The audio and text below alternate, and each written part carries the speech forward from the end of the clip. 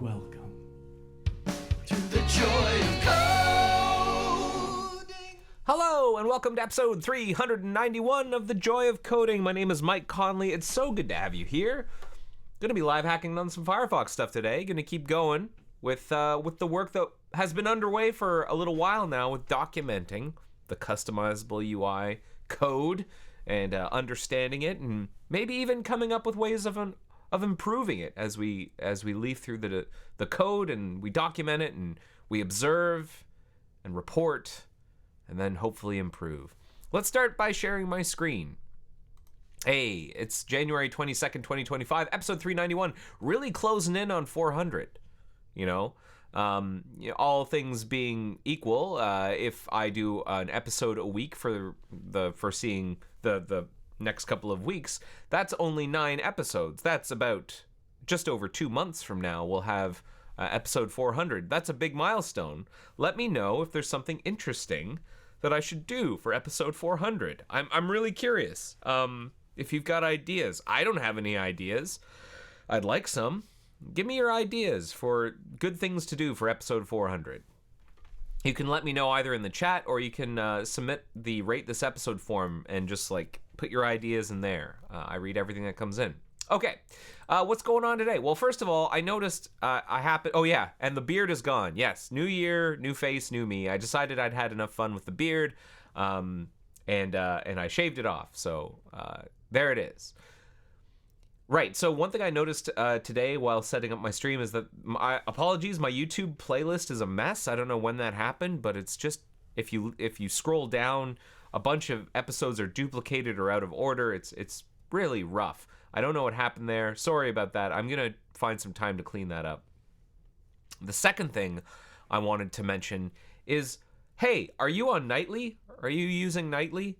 Remember those user profiles, those switchable profiles I talked about a few episodes ago? Maybe I even talked about them last week. I think I talked about them... when did I talk about profiles? I must have talked about profiles at some point. Ultimately, though, profiles, they're a thing. And if you're using Nightly, you will find in your menu a new item here that lets you create and switch between profiles. And this is similar to how it works in Safari and in Chrome and Edge, where everything is kind of segmented between these profiles, including bookmarks and history and the extensions. So if you wanted to separate your work life, for example, from your personal life, and you wanted separate profiles to do that, I mean, Firefox has had profiles for forever. It's just they've been really difficult and cumbersome to use. These are much easier to use, and you can customize them, and you get a nice little customized icon. I've got 3 profiles on this machine using the selectable profiles. I've got my default, and then something called Profile 2, and then something called Selectable Tester. Not great names, but that's what I'm working with, and you can have them too. You can test them now, and if you find bugs, then the place to report those bugs is Bugzilla. And in particular, the place to report bugs is under Toolkit, Profiles, Startup and Profile. Nope, not Core. Toolkit, Startup, and Profile System. Right here. Report bugs here in Toolkit, Startup, and Profile System. And we'll hopefully get those fixed soon. I believe an experiment is going to try and turn on profiles for some set of our release users in a couple of weeks, just to see what they think and to make sure we're not breaking things out in the wild. But I've been using them for a while, and I'm pretty happy with them. Okay, let's continue our journey. So, customizable UI. We've been documenting it for a while now, and I had a big stack of patches, and guess what? A bunch of them got reviewed and landed. So now, if you go to Firefox source docs, you will find under source code documentation, under customizable UI component, under the front end, you'll see a bunch of the documentation that we added is here. So, for example, here's the panel multi-view documentation. Brilliant, and that's all working nicely. Now, not everything landed. We had some kind of work in progress stuff, and I have not rebased yet. So let us now take a look and see what landed and what needs to be rebased. So I'm going to check out customizable UI. I've got a fresh pull. Let me just make sure I've got everything.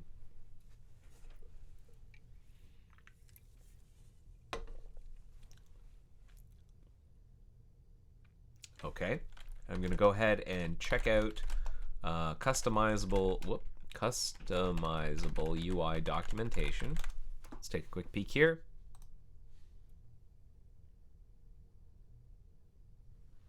I'm seeing a comment here from Japadi writes, "Hello, longtime Firefox Nightly user here. YouTube and Twitch are smooth as butter, but watching YouTube while watching from favorites playlist, I see that Firefox is more sluggish than Chromium browsers. Takes longer to load while clicking videos on the playlist."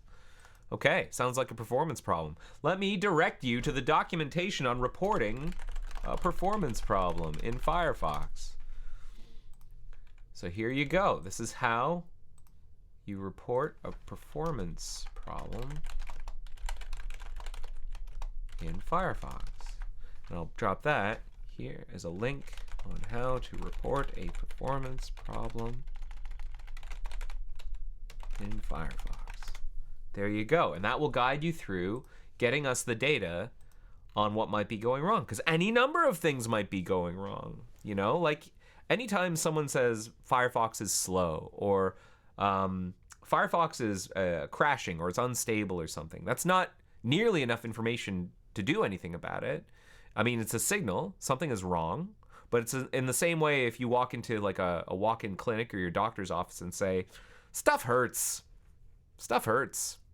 It's like, okay, well, we need to be more specific. Your stomach hurts. Okay, well, there are a number of things that might cause a stomach to hurt. Maybe you have food poisoning, or maybe you swallowed a bag of nickels, or maybe you have a parasite. Any number of things. So knowing that there's something wrong, that you can, like, my stomach hurts, Firefox is slow when I'm using YouTube and I'm using the list of favorites, that's good. But what we need then is more data on what might actually be occurring. And when you're in the doctor's office, they might send you off for scans. We're going to do an MRI, we're going to get an X-ray, or we're going to do an echo or ultrasound or something. And that's what this is. This is the profiler. And the profiler, its job is, you can think of it almost as like a way of doing a black box recording. It's like a thing that records on a loop of everything that your browser is doing for a given window of time. And so what you do is you turn on the profiler, you start recording, and then you cause the performance issue to occur, and then you stop recording and create, like you visualize the profile, and it'll show up in this very complicated information dense visualization tool, and then you can share that profile with us. And that's what this documentation kind of talks about doing. This is how you can help make Firefox faster, is you can record when it's slow, and then you can capture and share a profile. And is every profile actionable? No. Sometimes what we'll find out is, oh, it's an extension. There's an extension that you're using that is slowing things down. And that extension, for example, is injecting some script into YouTube in the favorites list, and it's causing the main thread to be busy for, hundreds of milliseconds at a time. That's possible. In which case, you kind of have to go after the web extension author. It could be YouTube is special casing Firefox and like running some busy script or something. That could be. Or maybe there is actually something slow in the browser. And that is something that hopefully a profile would help us answer. So long story short, Japadi, if you're still watching this, thank you for reporting the issue. And I'm hoping you can go the next step in helping us figure out what's actually happening here by capturing and sharing a profile. You can either, what is probably best is if you can capture a profile and then file a bug, and then attach the link to the uploaded profile in Bugzilla. You can create a free Bugzilla account, and this tells you how to do it. You can create a bug under the core performance component You can describe what's going on here, and then you add a link to your profile, and then within a short period of time, someone from the performance team will look at your profile, aka look at the MRI, and try and figure out what's actually happening here. Like, is it a bug in Firefox or not? And hopefully they can answer. All right, so that is my long-winded response to your comment there, Japity. Thank you for being a Firefox Nightly user. You know, you're helping test stuff out. Maybe this performance issue that you are reporting is actually only in Nightly, and it is a problem in the browser. And if we fix it, we can prevent it from going to beta and release, and that'd be great. So thank you for being a Nightly tester. Okay, so I've checked out our branch, and if we look at the log, I think what had happened was I had rebased already after the first chunk of patches landed, and so it's really just these two. This is like the tip of a different revision. What I'm going to do is I'm going to try and rebase, and I'm hoping it's just these two that get rebased. The documentation for customize mode and the documentation that we're working on for customizable UI internal. Let's go ahead and do that. Japity says, thank you for explaining. I don't know if I responded already, but thank you for being a Nightly user. Okay, so we have rebased, and now I am going to build with Artifact.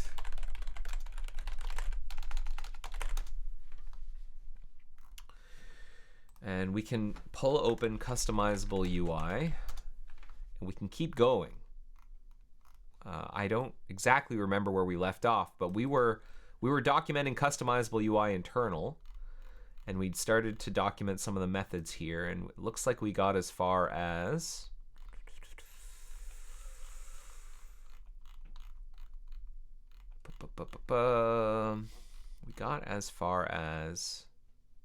that's interesting. Doesn't know what DOM node is. Oh, I've got my TypeScript thing working. Because I still have that file in, the tsconfig file, which I should probably disable. But that's interesting. DOM node doesn't know what that is. Zool group wrapper doesn't know what that is. It does know what widget group wrapper is. Doesn't know what Zool group wrapper is. That's interesting. So we got here, there, registering toolbars and stuff. Building an area. Okay, we got as far as building an area, and then we stopped there, and so now we're at add panel close listeners and remove panel close listeners. Okay, and the build went well, and now let's just quickly run mock doc browser components customizable UI, see what happens.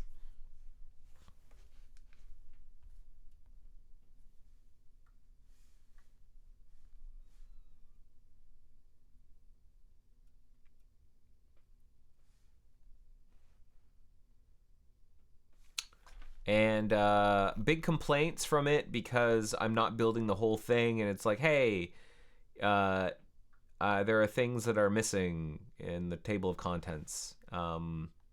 So I will disable, what was it? Disable warnings? Disable warnings check.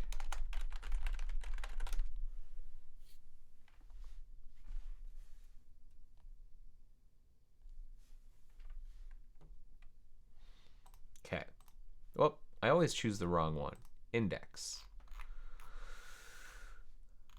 And yeah, I don't see us actually adding customizable UI internal here. I see it more, it's better maybe to just have it, the JS doc stuff added here, but I don't know if it's worth having it placed inside of the source docs.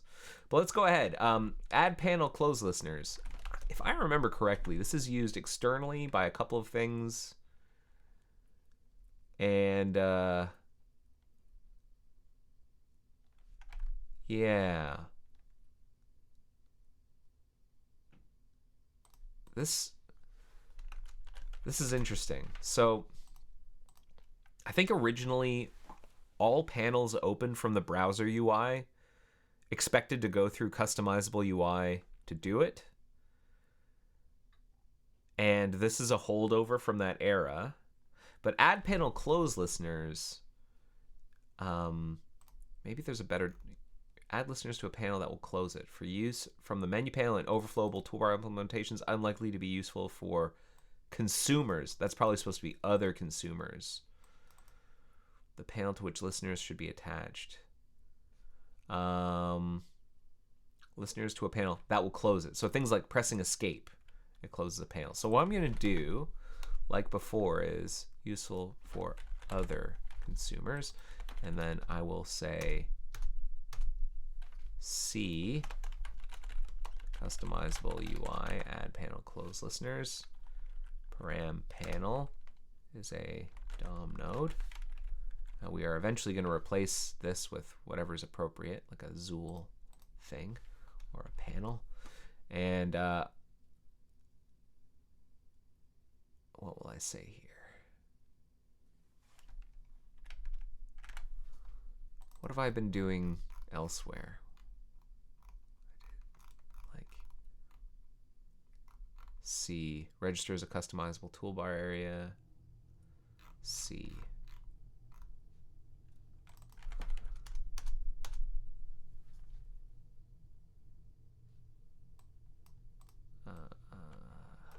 Maybe I'll just take that part.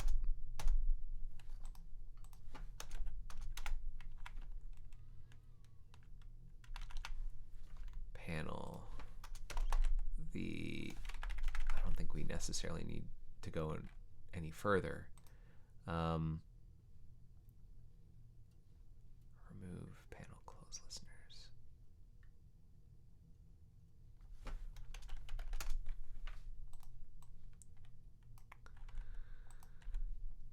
Remove panel close listeners. Similar.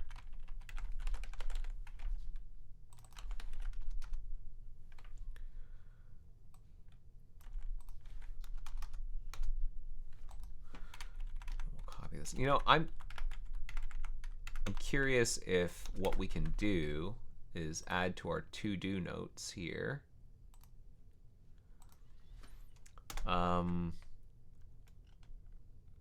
File a bug to see if customizable UI and customizable UI internal can be merged. The indirection is annoying and repetitive and no longer necessary. You know, like the interface is frozen, or the interface isn't used externally anymore. And so I think customizable, this was a way of trying to enforce an interface and keep it relatively stable. And we don't need to do that anymore, really, because it's not externally facing as an interface for things like extensions. Ensure button context menu. That is not used. That is not forwarded from customizable UI. So this is something we have to sort of like decode. What is this doing? Ensure button context menu.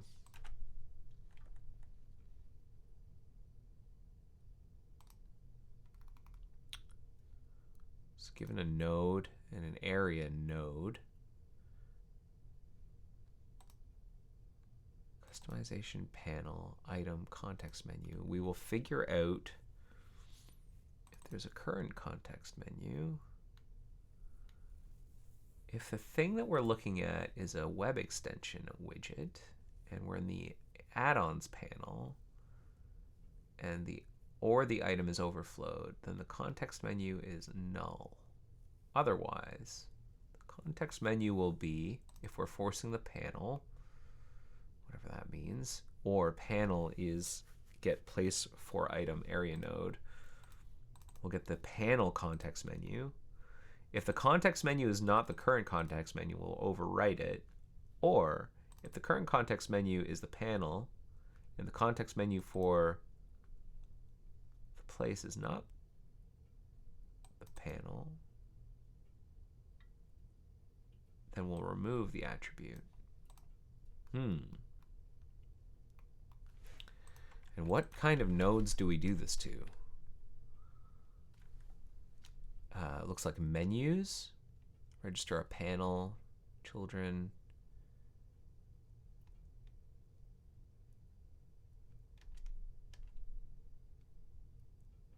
We also need to remove the panel context if it's there. If a widget is removed. Inserting a node if we're inserting a node in the window. And when do we force the panel? On overflow. I see. We force in the event that we're overflowing. Or insert before the previous, so we can't assume the minimum size is the same. So if there's no previous, I'm just slowly out of the toolbar immediately. On widget after DOM change. If it used to be overflow and isn't anymore, let's remove our bookkeeping.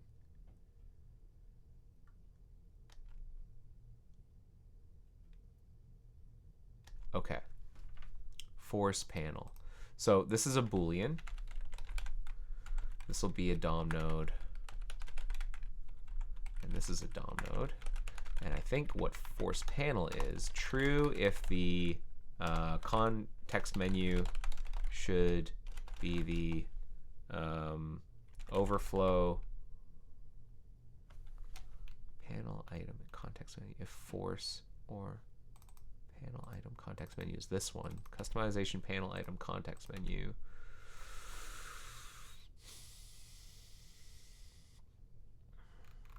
Where is it defined?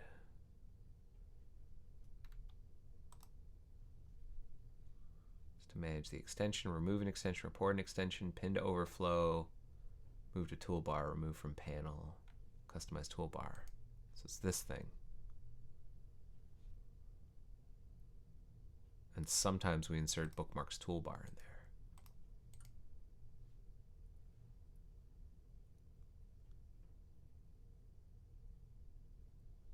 From toolbar. We also do that for the overflow panel. Okay. Okay. Given a toolbar button, is it always a toolbar button? If the local name is toolbar, it can be a toolbar item.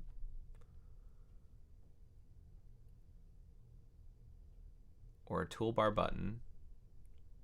Or just any widget. So, okay. Given a customizable UI widget, customizable widget node attempts to assign it the correct context menu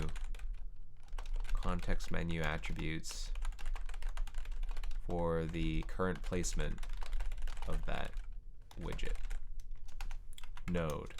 The node to assign to set the context menu attributes for the current area, the node representing the area that that a node currently is placed within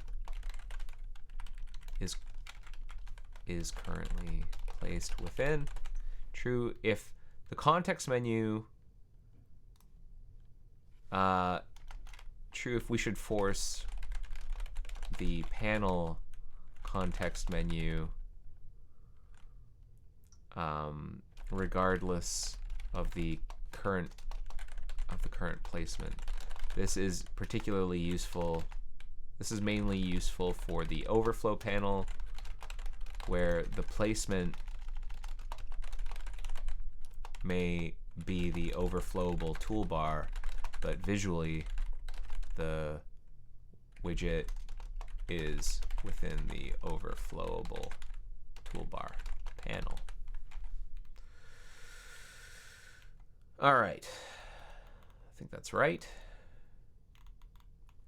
Get widget provider. That's going to be string, so returns the provider constant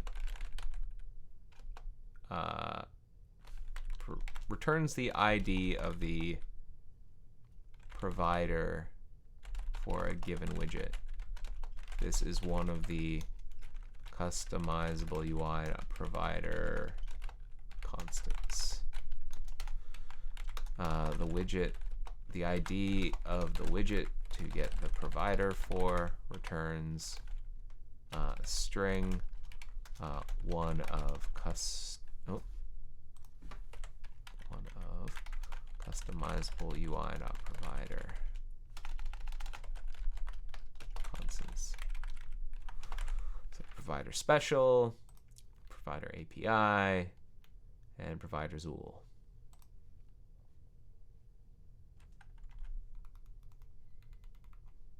Get widget node.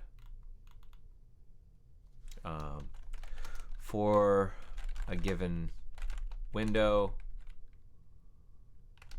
returns the node associated with a widget, the node associated with a widget ID. Okay. Now, is getWidgetNode called from? It is not. I thought it'd be called from or exposed via customizable UI, but it's not. Is getWidgetProvider?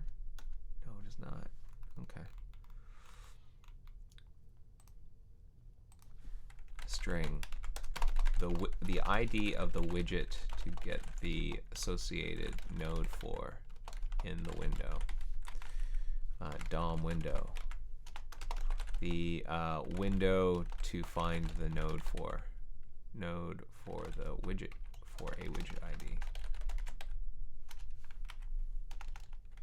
associated with a widget ID. Returns DOM node or null. Pretty sure. Oh no, it returns an array. Returns an array. And it's actually a tuple. It's like a 2-item array. It's pretending to be a tuple. So the first item is the provider, and then the second one is the node itself. So let's see how JSDoc tuple. I think we've done this before.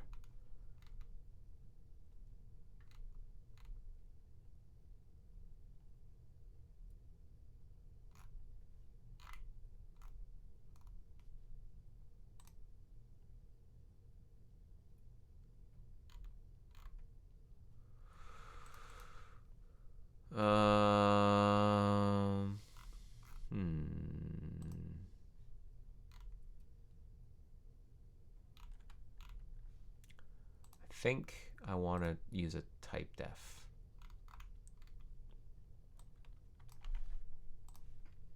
Okay.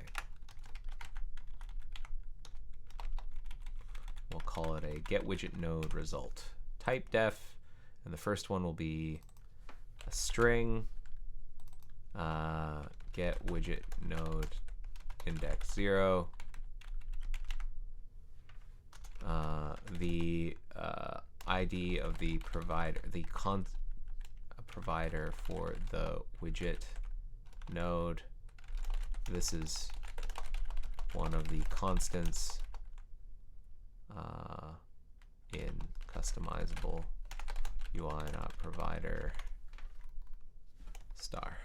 Okay, and then the next one is the node or DOM node. Get widget node index 1, and this could be null as well. Null, this is null if no such node is found.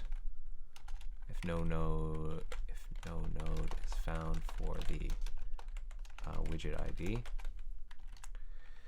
the found node associated with a widget ID, or null if no such node can be found. Type def, get widget node index 0, get widget node index 1. We're going to call it get widget node result.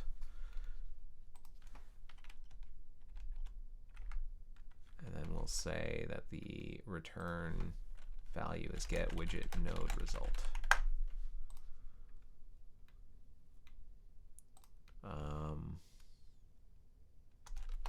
the found node information.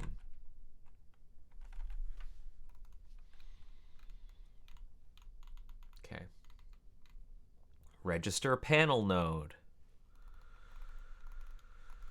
Ugh. How much further? How much further? We're gonna register, unregister, insert node, handle event, original event, is special ID. And then we get into some that are already documented a little bit. Build widget, ensure subview listeners. I think it's in the 4000s. Right? Destroy widget, tear down, is widget removable? Yeah, it's down in 4602, which is a number that is increasing as we slowly but surely add more documentation. But okay. And get widget node, I think, yeah, we determined that that is not called from customizable UI, or it's not forwarded from it. How about register panel node? That one is. So we have a shortcut here. We can say C customizable UI register panel node and register registers a panel node with customizable UI. A customizable UI mechanism. See such and such, and then DOM node, and then I presume this is also an area. And returns, doesn't look like it has a return value. Let's see what it's element and string. If I use element instead, is everyone happy? It is happy. Except this. Yeah, customization target. But it's at least happy, like it knows what I'm talking about. So maybe I should be like eventually replacing DOM node with element. I think what I'm going to do to for now is I'm going to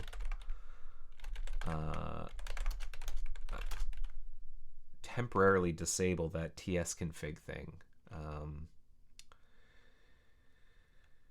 Move browser components customizable UI tsconfig to browser components customizable UI tsconfig dot JSON dot disabled.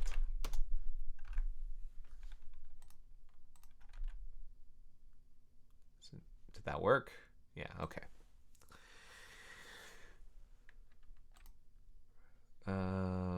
So we're gonna say DOM node, and then the other one was also that one's a string, the name of the area. So I'm gonna rename this to a area name. Rename symbol, a area name.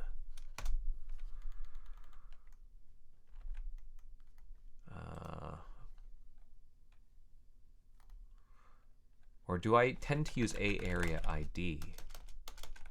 A area name. Yeah, maybe I should make it a area ID. Rename.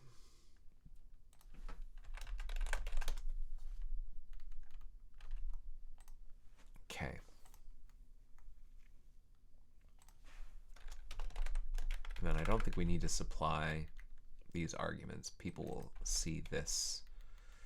On widget added.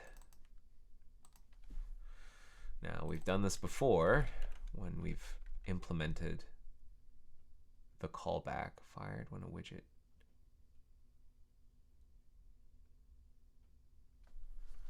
callback.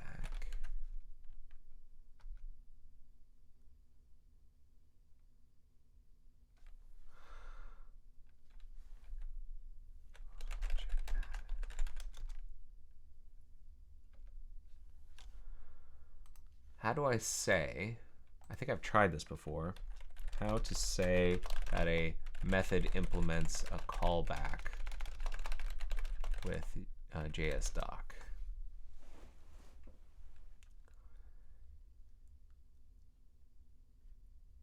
Document callbacks and Can I say that a particular property implements a callback? Typedef function FPS callback. It's callback. Oh, okay. So I can call it so a param FPS callback. Can I say that a thing implements the callback?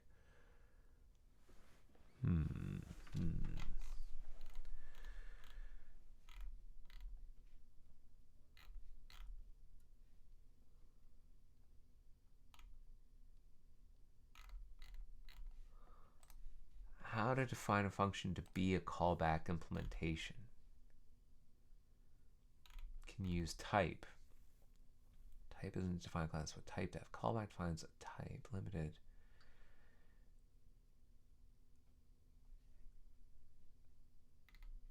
So this person says maybe use type.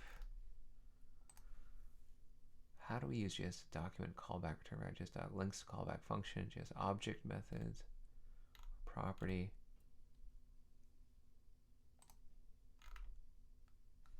It's the same thing. How do you document that function implements a callback? TypeScript discourages this approach, so I've used type to do so. If you try to add a function the same method with type, it'll treat type as though it is the return type of that function. Press need to require return. Implements.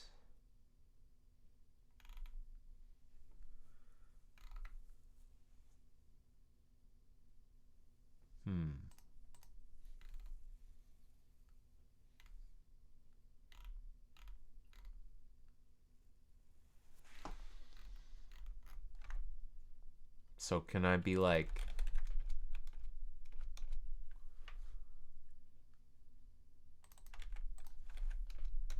can I just do that? Can I go type customizable? Does that work?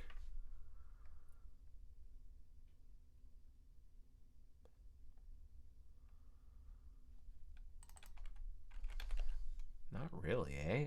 I'd hope it would link it up.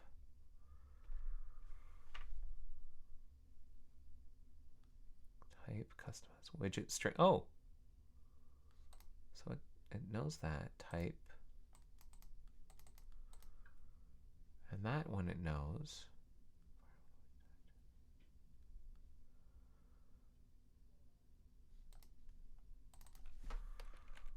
Method. That doesn't make any sense. Implements. Is JS doc implements? Simple implements interface.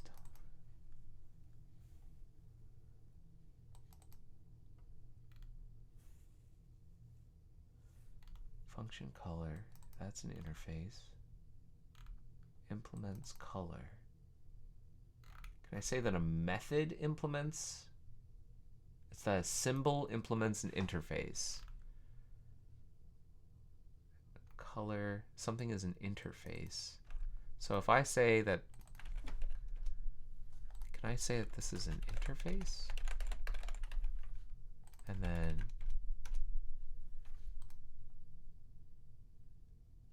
is that at all helpful? Not really.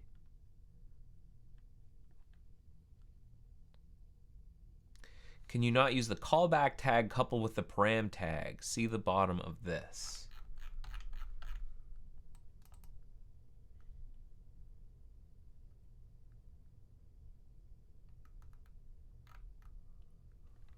Can you not use the callback tag coupled with the param tag? Well, in this particular case, it's not that the parameter is the callback. It's that this thing is the callback. This thing is the callback, not the parameter. How do I say that do something asynchronously accepts these parameters? You know what I'm saying?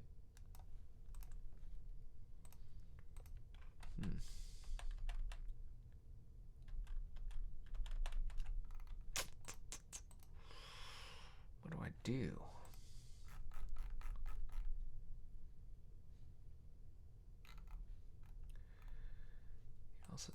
expression. That parameter is not nullable or can accept type.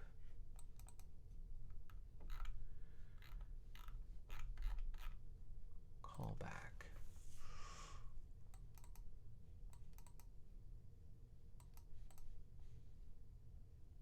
Method. Once you define a callback, use as a way of custom type define the type. You can use a callback's name as a type name, so let's indicate that function parameter should contain a certain type of callback. Display with a type dash.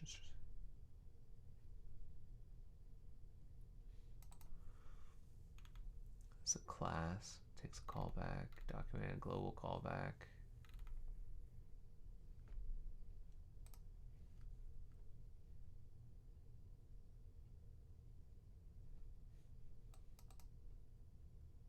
Member.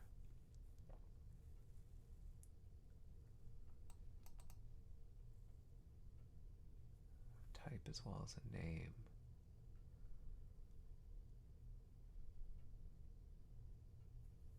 Member object.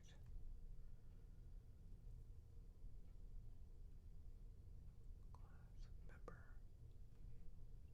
Type number.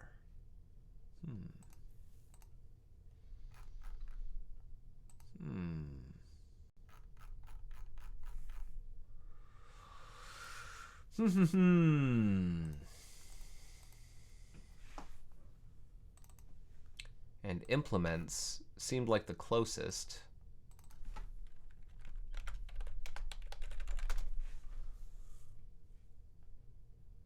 A symbol implements an interface. How do I say that a function implements? JSDoc function implements callback.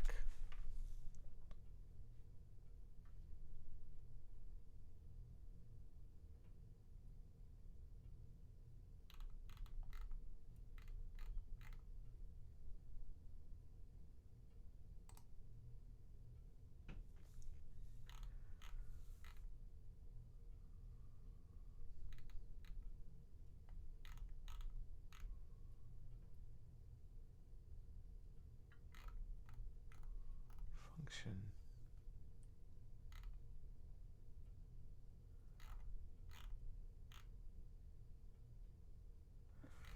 Okay. Tool to get your sync.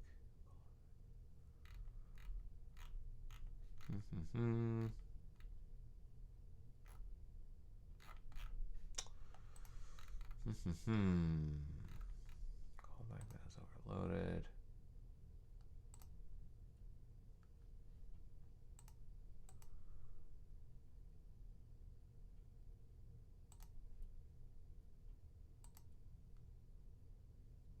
Where am I? JetBrains.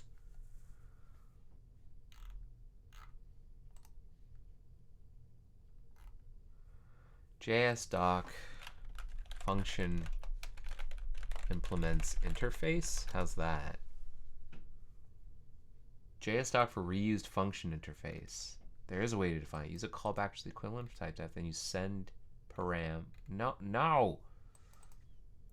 The problem is there's not a way to specify the type of function because type on a function is return. So it does not work. You can get it to work with following. It's not a great solution. Type, send email, update. I figured out that if you wrap the function declaration in parentheses, it seems to allow the type. Ugh, that's gross. The solution uses callback and TypeScript's import, which solution define a function's signature.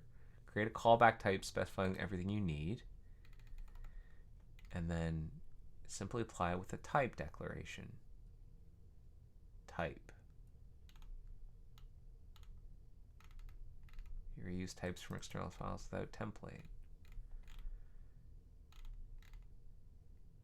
So maybe I'll just use type. Type.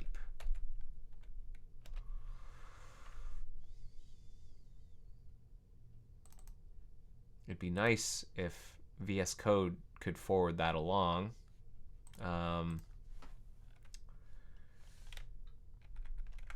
But I'll go ahead and do that, and then I'm gonna go ahead and do On widget removed callback.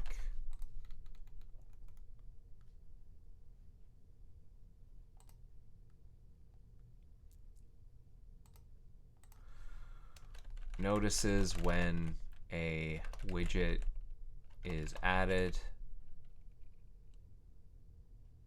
to an area. Well,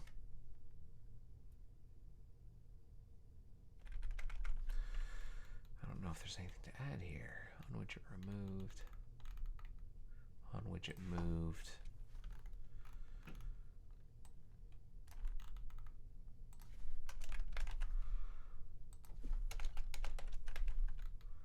On customize end.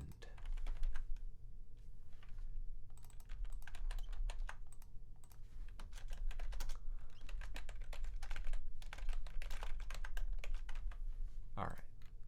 Register build area. That's definitely going to be. It's not. It's not. It's not called from customizable UI. That's interesting. Registered build area. Okay. This is important. Registering a build area, that is like your first step to getting stuff showing up in a particular area.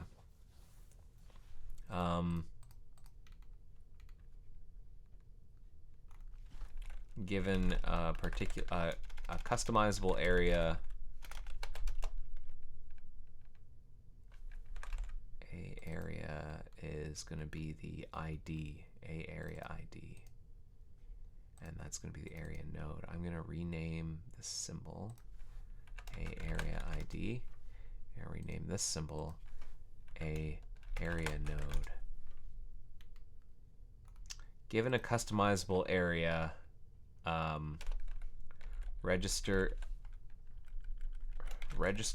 a customizable area with customizable UI, and then if necessary, updates that area to reflect the stored state for it. Updates that area to reflect the stored state.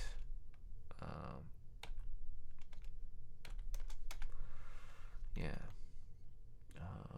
Register build window. Wait, does it actually register the build window? Doesn't actually updates the area.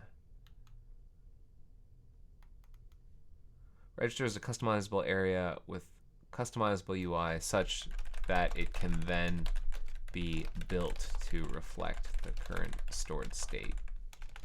I think that's true. I think when we register a toolbar, and then we will build the area, register a toolbar node, register a panel node.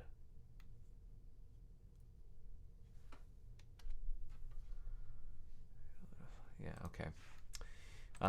So that's a string, and that's a DOM node. So that is the ID of the area to be registered.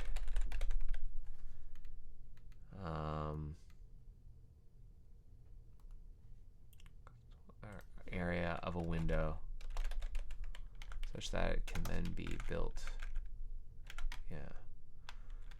A area node, the DOM node for the area area in the window being registered, and it does not have a return value. Ensure that the window is registered to have its customization data cleaned up when unloading. Okay. If the window is already closed, we get out of there. Otherwise, we register the build window. Register that this build area's toolbox. We create a new set, and then we add the area node to the set. Give a class to all customizable targets to be used for styling and customize mode. Okay.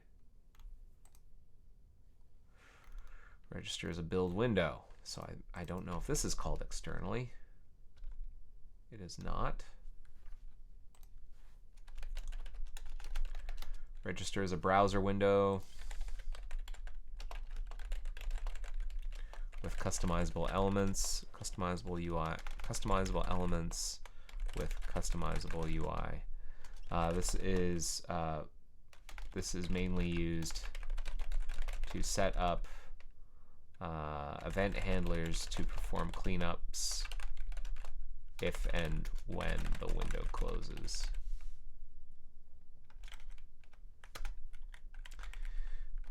DOM window, the window to register. If the window is already registered, this is a no op. Unregisters a window that was a browser window that was registered with register build window.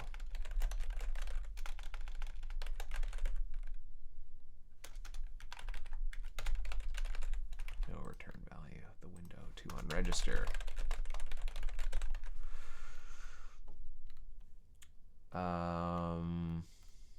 This will cause, for each customizable area within the window, calling this method will result in each customizable the on area node unregistered callback will be fired for each area within the window being unregistered.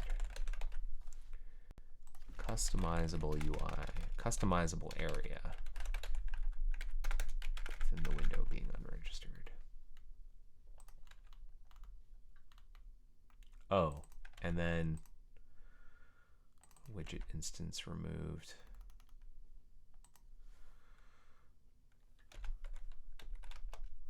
On widget instance remove will the on widget instance remove will be fired for each widget in the window being unregistered. Finally, on window closed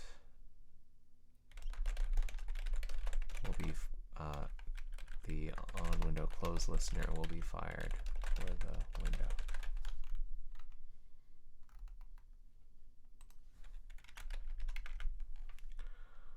I don't know if fired called is correct.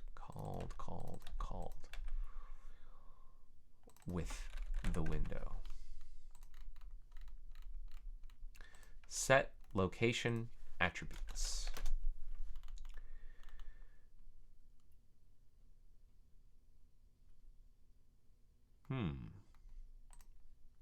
When is this used?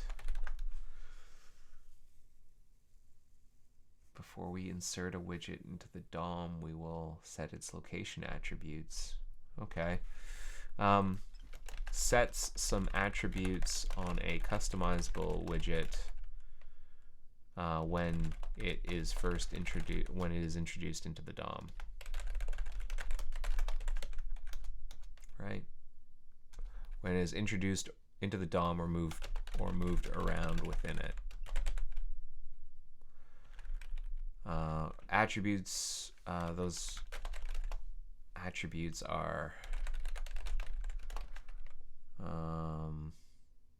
CY anchor ID and CY anchor area type. A node, an area, that's going to be the area ID.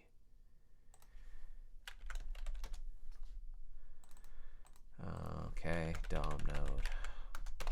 The node being inserted, customizable widget node being inserted or moved within the DOM. Area ID, that's a string. The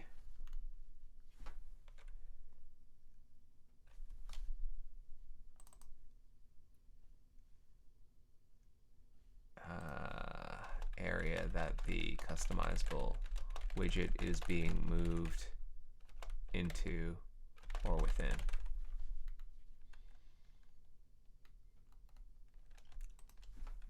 within? Into or within? Yeah. Remove location attributes. And that's called when? If we are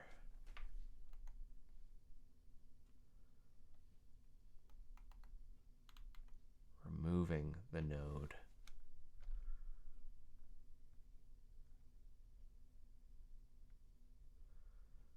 Okay.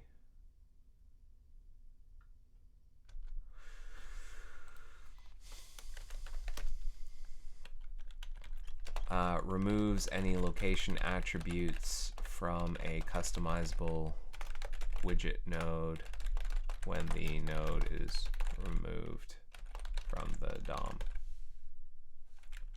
It's removed from any of the customizable areas. And that's going to be DOM node.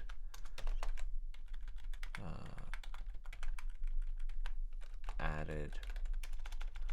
Okay.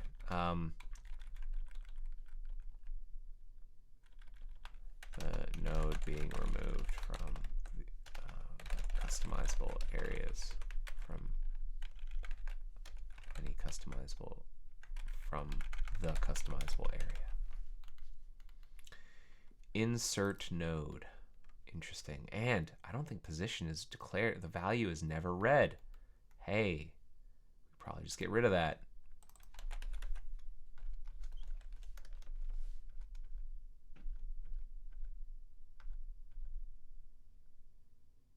New position. Insert node. New position on which it moved. Okay.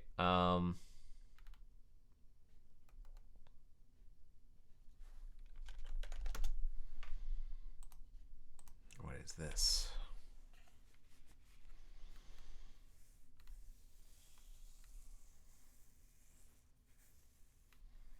We'll go through the build areas for an area. That's probably an area ID. A area ID. Oh, the inconsistency. That should be find replace. A area ID. We're going to rename it to A area ID. There we go. All right. Given a widget ID and an area ID.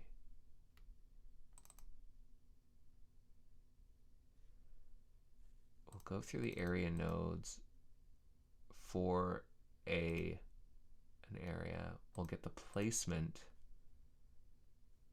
of the node, and then for each area. Okay. Inserts a node associated with the customizable UI, customizable widget with a widget ID into all area nodes that have area ID across all windows. Into the area with a area ID across all windows. No return value. That's going to be a string. That's a string. That's a Boolean. And a position is never used. So what we're going to do, let's see who calls customizable UI insert node.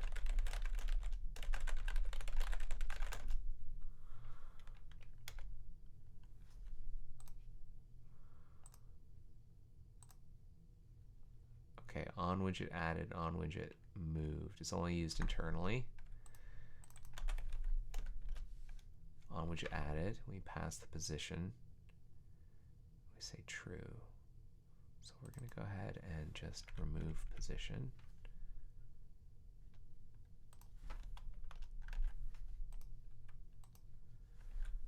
And then old position, new position. Insert.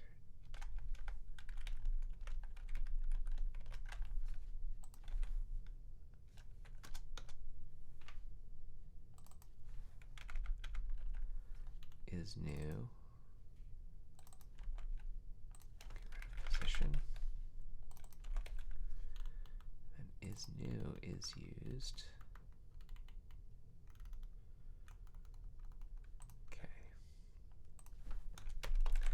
The ID of the customizable widget to insert into a area ID across all windows.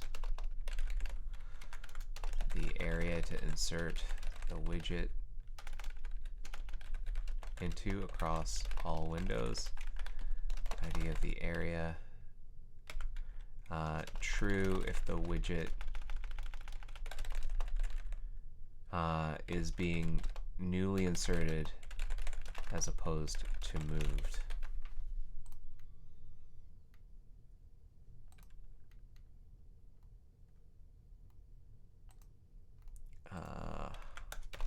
This method is a no op if a area ID is not associated with a registered area.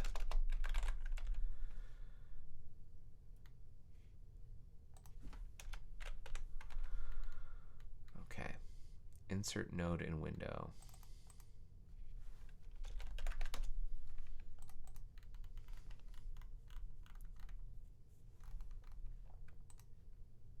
It's a helper node for insert helper function or insert node. So I'm going to say C customizable UI internal insert node for customizable UI internal dot insert node.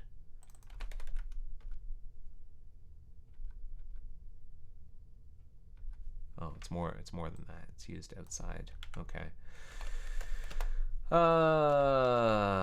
Inserts a widget with ID, a widget ID into the area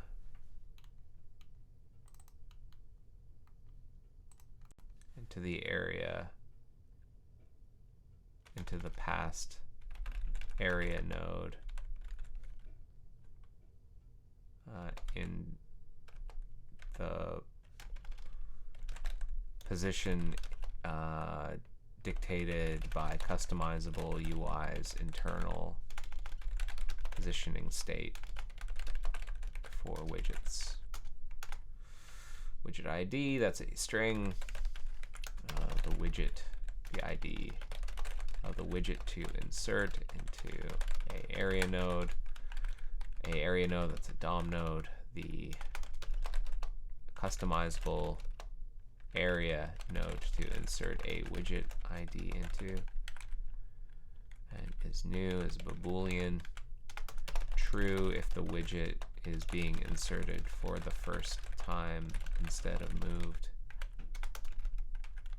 And there is no return value.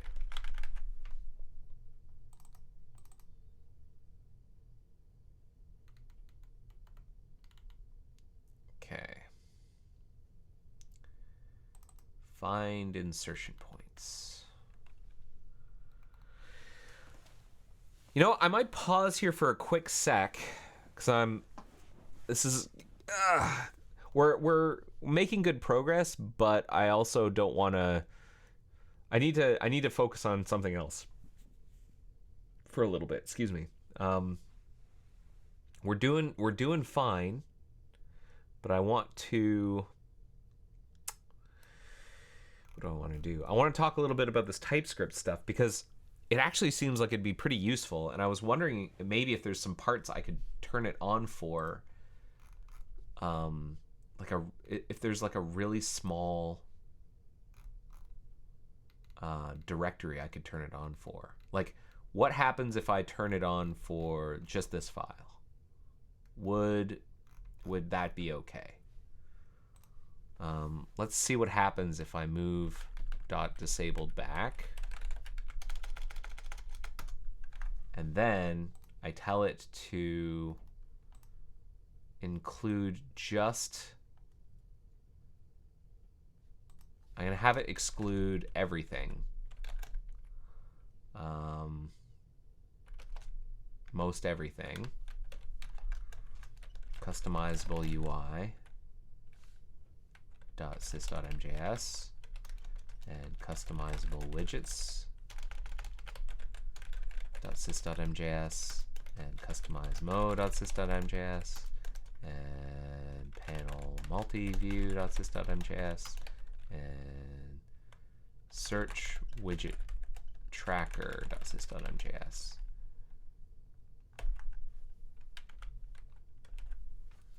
So that's just this one.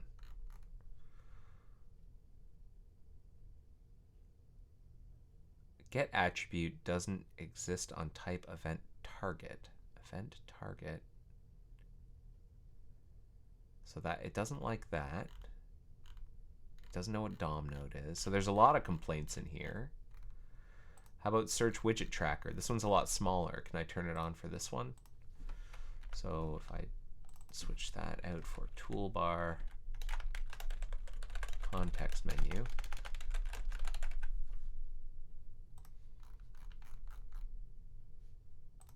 For search widget tracker, then these cannot find module, so it's going to complain about that. It doesn't like some of our forms here. That is just poorly spelled. I'm just realizing. Search bar unused threshold. But for the most part, this passes. But I'm gonna bring these in. Can I tell it external resource app constants? And where am I gonna app constants.sys.mjs tool JS Connect loader xpcom utils. Okay, so I'm going to say it's under toolkit modules.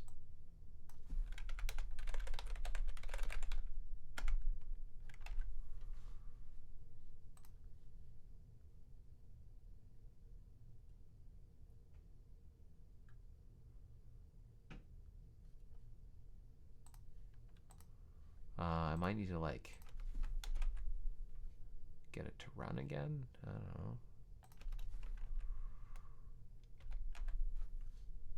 GRE modules app constants. It still doesn't know what I'm talking about. Path mapping to be computed. GRE modules. Toolkit modules. Oh, sorry. App constants. That's why. Right, and then customizable UI. Well,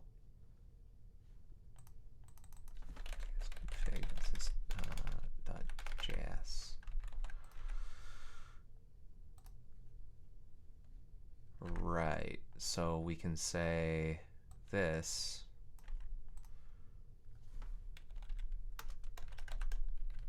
is actually just this.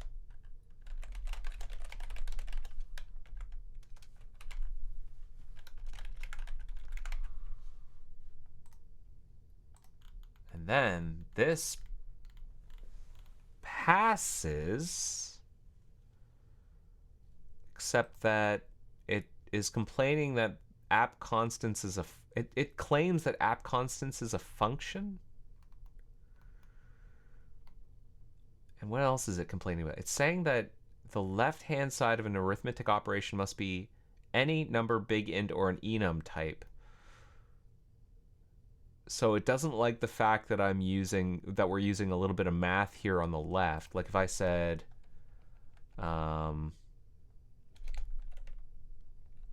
search bar last used equals search bar last used search bar unused time. And then if I do this, the right-hand side of it, is there a quick fix? No. What's it complaining about here? TST2362. Let's take a look at that.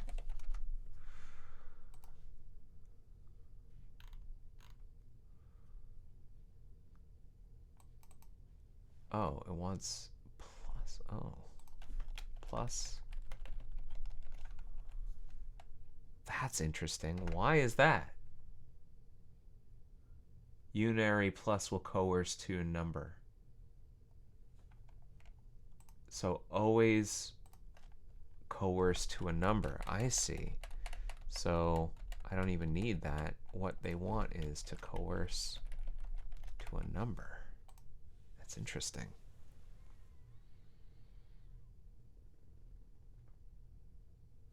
I can rename this. And then suddenly we've got almost everything passing type checking in here.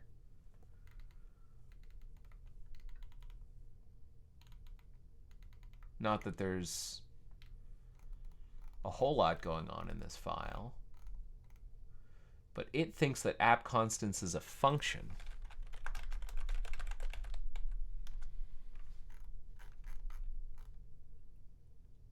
When it's actually an object.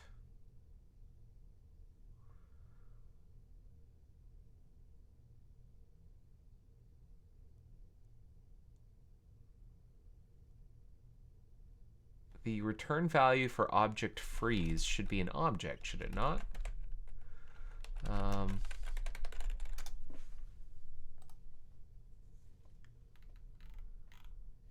The object that was passed to the function. So this should be an object, not a function.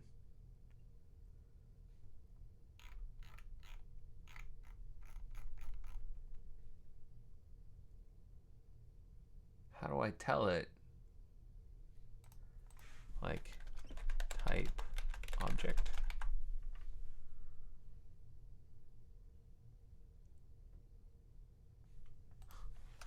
How do I force and say that this is an object?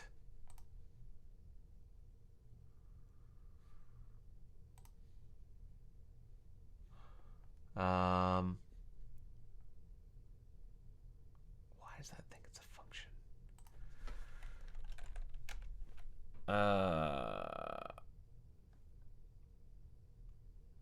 JSDoc object freeze function.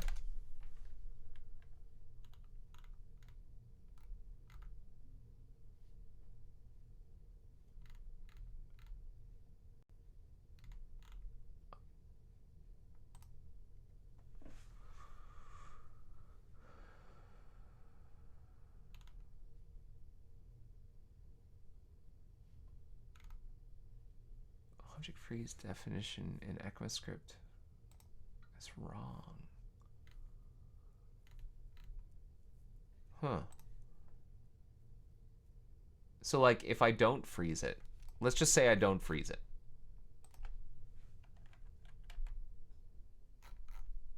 This presumably becomes an object. And then suddenly that's fine. But we do want to freeze it.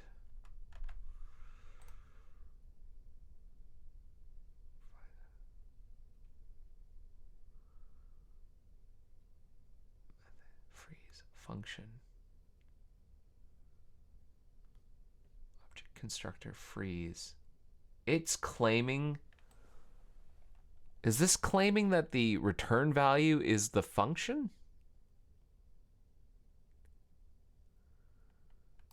Two overloads. What are your two overloads? Because yeah, you can freeze a function. What are your overloads? Object constructor freeze.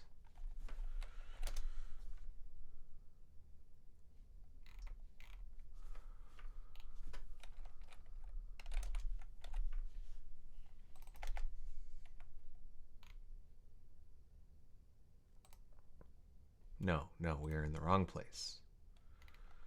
What is this notion of an object constructor? Is this some kind of TypeScript stuff? Where's this coming from? Like, .webidl freeze object.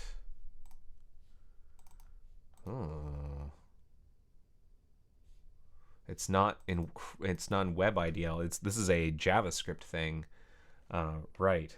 So the definition, the types that we produce for JavaScript types. Types. libgecko, xpcom, dom. Let's take a look at some of these. NSResult. Global.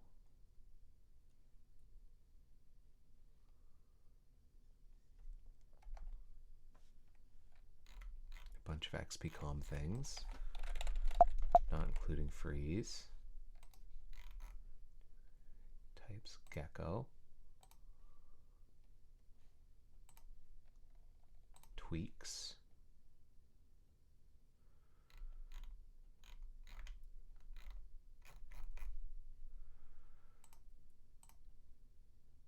So what are the built-in types that it recognizes?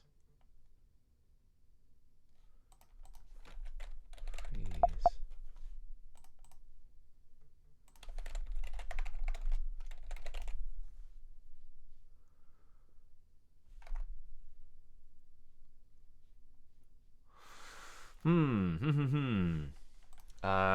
TypeScript override type.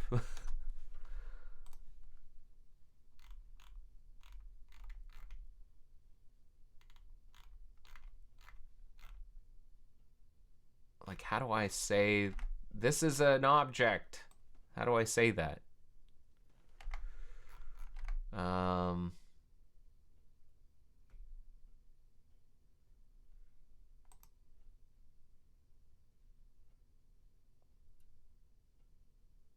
Well, it's probably freaking out maybe from a lot of this like compiled stuff.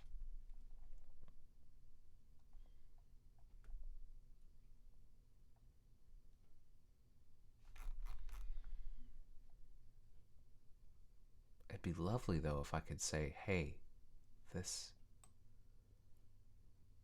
is definitely a type object.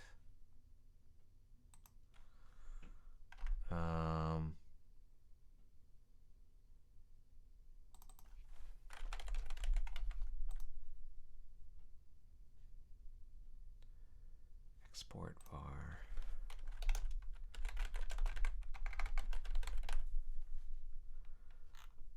Let's look at some more modern stuff. Export. How do you say the thing is a type? Equal URL bar utils. Browser UI utils.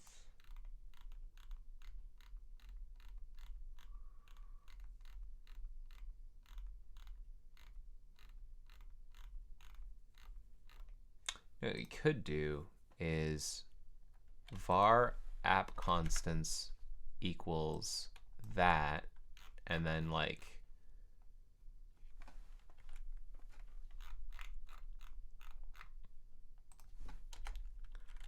object dot freeze app constants export app constants. Export declaration or statement like that. Would that work?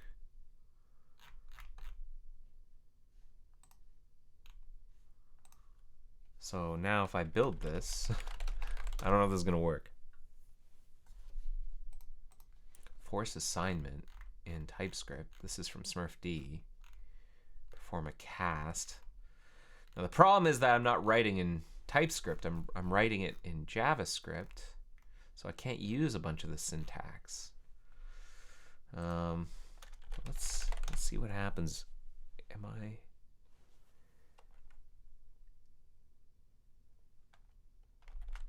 App constants dot browser Chrome URL equals 123.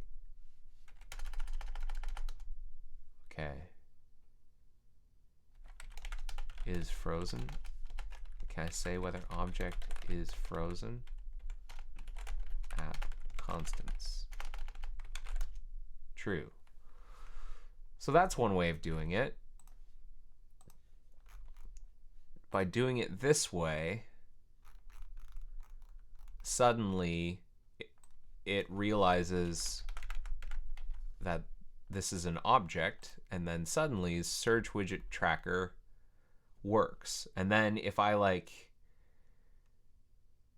let's do an experiment. Let's say that I go like get placement of widget, and I'm going to also pass an object here. It's going to complain because argument is not that it's the wrong type. It's the wrong type.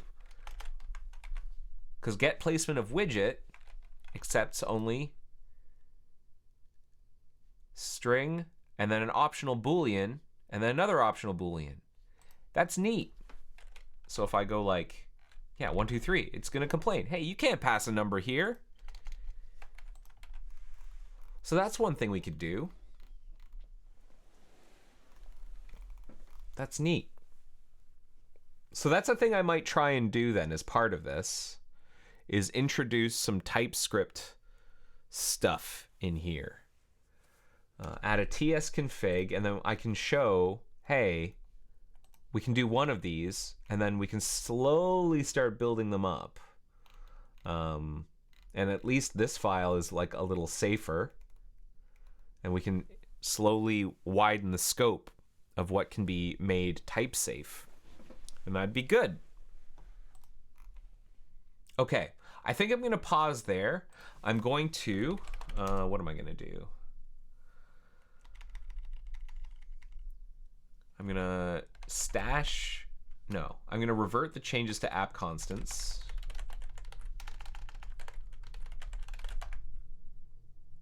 App constants.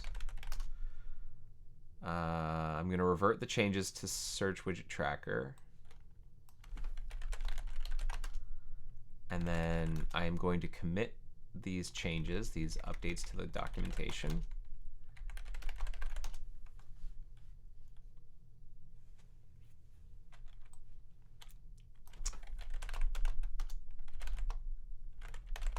And then I'm going to create a new commit. I'm going to put those changes back. One problem. Yeah, it still needs prettier. Don't worry about it. I'm going to create a new branch. Checkout B, customizable UI, TypeScript. I'm going to git add browser components, customizable UI, tsconfig. I'm going to add browser components, customizable UI, types. There's nothing in there yet. And then I'm going to revert the changes in here and in here.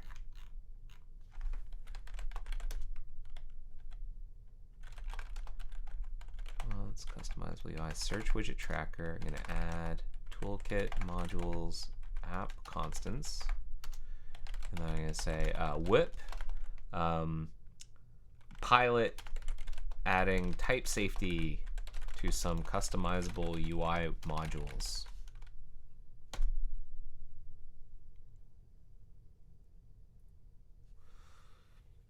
And it's complaining about formatting, so I'm going to go ahead and mock lint dash fix this one and also this one. And fix that one. Error trailing comma. What? Where? Is that's been fixed? Okay. Okay. Git log. Git status. Git add browser commands. Customizable UI. Git commit amend.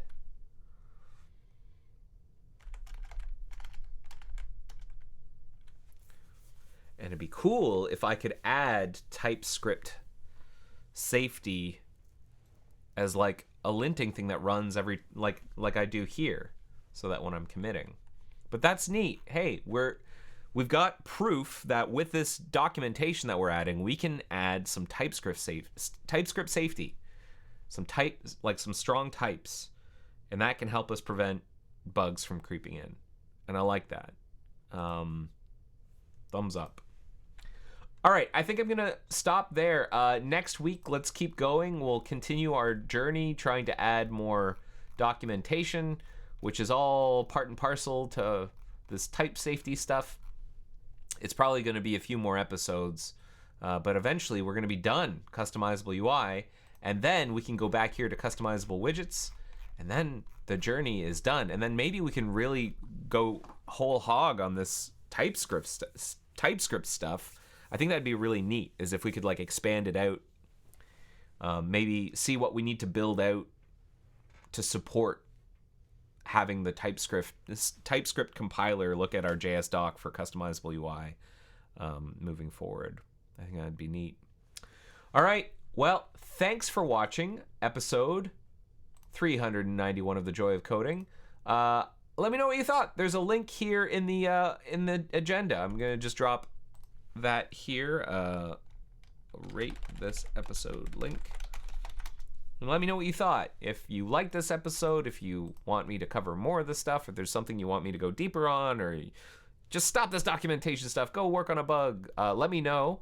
And if you have ideas for the upcoming 400th episode, let me know. And with that, I'm going to call it. You've been great.